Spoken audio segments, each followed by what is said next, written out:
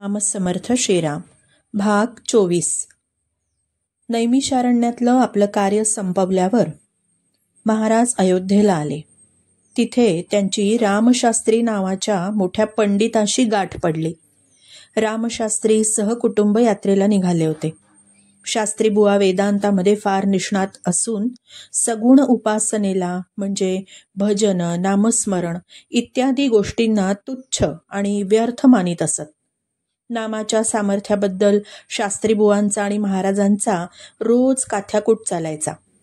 शास्त्रीबुवा म्हणायचे, तुम्ही स्वतः भ्रमात आहात आणि लोकांनाही का आणखीन उगीच भ्रमात घालता? यावर महाराज एके दिवशी म्हणाले, मला भ्रम झाला असला तरी तो नामाचाच आहे ना, घरदार आणि कुटुंबाचा नाही ही तर गोष्ट खरी.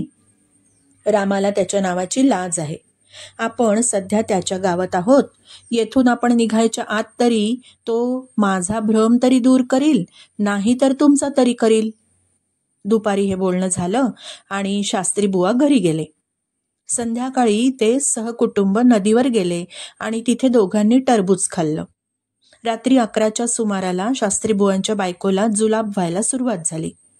8-10 जुलाब झाल्यानंतर त्या बाईची जीभ आत आत ओढू लागली. शास्त्री बुवांनी गावातले 2-3 चांगले वैद्य आणले, तिला औषध पाणी दिलं.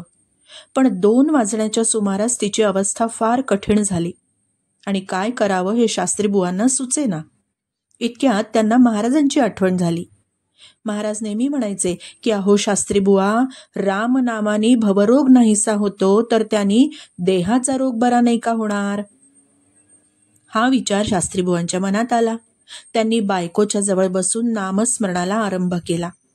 काही वेळाने त्या बाईचा डोळा लागला आणि सकाळी तिला अगदी बरं वाटलं. मग शास्त्री बुवांना घरी चैन कशी पडणार? ते उठले.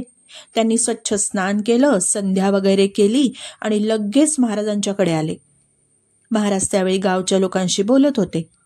शास्त्री बुवा जे आले ते महाराजांच्या समोर दंडवत घालून आडवे पडले. महाराज पुढे आले, म्हणाले, शास्त्री बुवा, अहो हे काय नवीन आज आरंभलंय? असं म्हणून त्यांना उचलून उभं केलं. शास्त्री बुवा डोळ्यात पाणी आणून म्हणाले, महाराज मी फार अपराधी आहे, मला क्षमा करा. रात्रीची सर्व हकीकत सांगून रामनामानी आपण संकटातून कसे वाचलो हे त्यांनी सांगितलं आणि पुन्हा महाराजांची क्षमा मागितली. महाराजांनी त्यांचं सांत्वन केलं. त्यांच्या कुटुंबाला आपल्याकडे आणवून आणखीन औषध पाणी केलं आणि त्या दोघांना रामनाम दिलं. यानंतर महाराजांकडे पाहण्याची शास्त्री बुवांची दृष्टी अगदी बदलल्यामुळे ते फार नम्रतेने आणि आपलेपणाने वागू लागले.